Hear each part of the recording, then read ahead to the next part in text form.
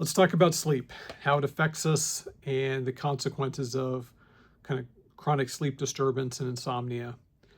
Depending on what our career fields were in the military, this may or have been a larger component to your day-to-day activities than others. But sleep isn't just a luxury.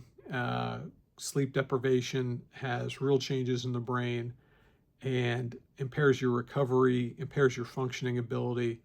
And as a matter of fact, when I see a number of folks when I'm covering inpatient psychiatry, folks who have just a terrible sleep, like it creates a tremendous amount of problems and worsens all their underlying chronic pain and other mental health issues. And just getting folks to sleep for a day or two to get some good sleep makes a tremendous difference. And those are folks who are not doing good if they're having to check themselves in from the sleep issues that they're having.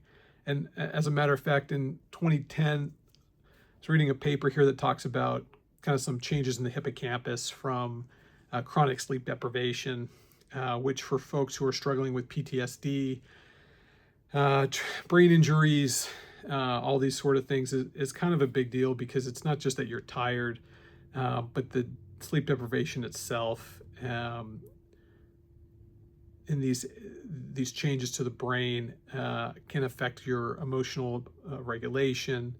It affects blood pressure, sugars, depression, pain, and so addressing it is really a key aspect to wellness.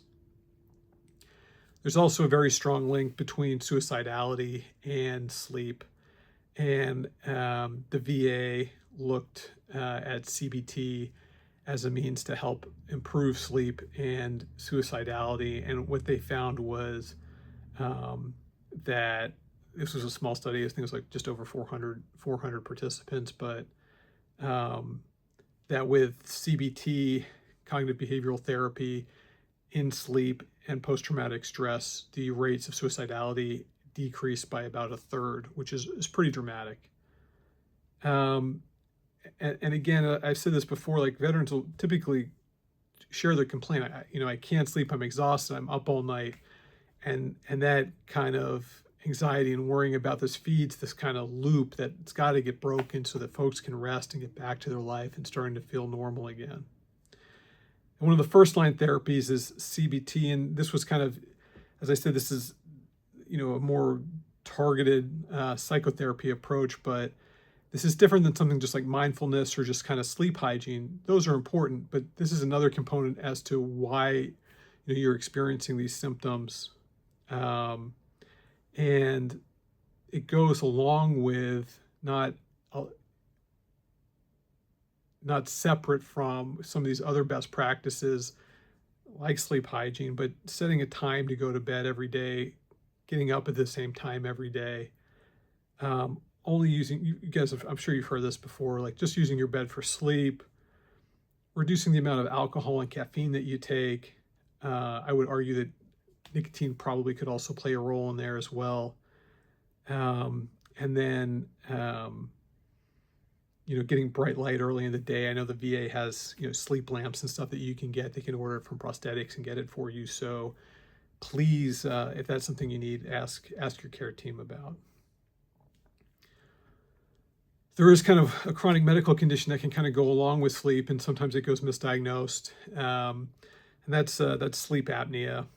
Sleep apnea, PTSD, weight gain, hypertension. There's kind of a cascade of other things that come from this, and I want to address that here in another episode with kind of metabolic syndrome and disease in veteran populations. But there's a link between sleep apnea and Parkinson's and a number of things that I think is probably worth exploring at some point. But this particular group noted that maybe millions of veterans have gone kind of undiagnosed, and folks who, if your partner is telling you like, hey, you're snoring, you're sleepy all the time, you wake up and you're like kind of choking, things like this might be a sign that you might have some sleep apnea here. If you got a big neck, That's certainly another risk factor. The treatment for that is the CPAP machine, which in and of itself is not the sexiest thing for people to have, but can really improve your quality of sleep and your overall health.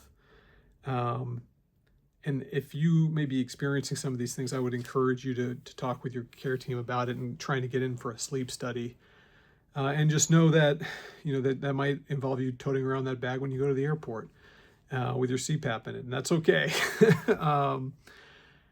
There are also new developments depending on the type of sleep apnea you have, and some other things like different devices that can be used that the pulmonary team would be able to share with you to see if you might be a good candidate for.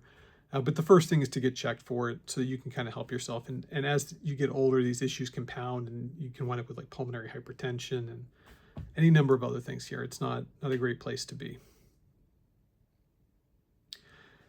The other part of this is kind of nightmare syndrome, which is pretty common as well. And there are some medications like prazosin that can help kind of mitigate that. Some recent studies suggest that maybe in healthier populations it might not be as effective as it is in others. But there are kind of medical ways to help manage that. But again, the data seems to show that the most effective way in trying to address the nightmare disorder is to try and work out what's causing it, the untreated PTSD, and to try and work through some of that cognitive processing so that you can kind of process and get through kind of the emotional constipation, the psychological constipation that your brain has had, and it can't process this stuff, and to kind of get that out so that way your body can start to relax and you can get the sleep that you need and have that anxiety and that hyperarousal and things start to get tamped down.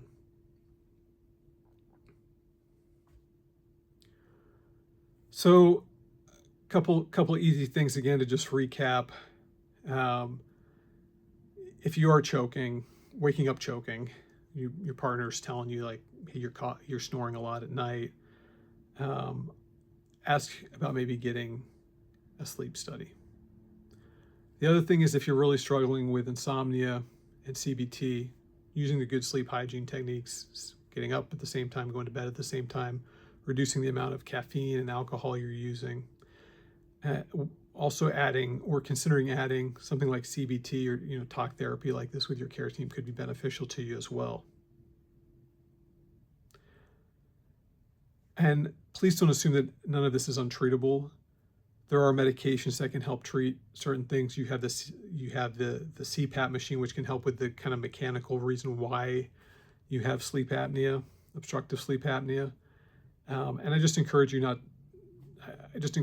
to not get discouraged. This is a journey, and there are people and things available to help you. Some of these things might get you some of the biggest yields in improving your quality of life, but these gains will be slow. It might not happen overnight. And I want to encourage you to stick with the program, keep working your program, and be well.